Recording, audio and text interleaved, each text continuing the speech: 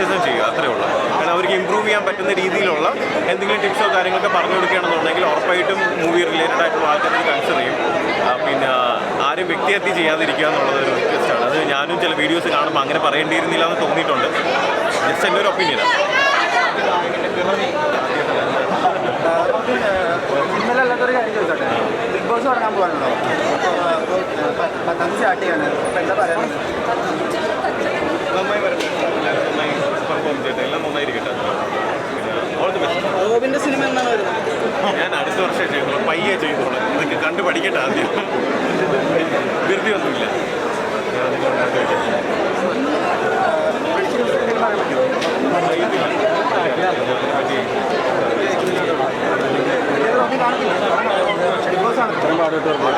Continuous ആയിട്ട് കാണുമെന്ന് അറിയത്തില്ല, പക്ഷേ ഒബ്വിയസ്ലി നമ്മൾ റാൻഡമായിട്ട് സോഷ്യൽ മീഡിയ വരുന്ന ചാലിയാറിലെ പറയുന്ന മണൽ മാഫിയയും പോലീസും നാട്ടുകാരും ഒരുമിച്ച് നിന്ന് കേരളത്തിൽ നടന്ന ഒരു സംഭവത്തിൻ്റെ ദൃശ്യാവിഷ്കാരമാണ് കടകൻ.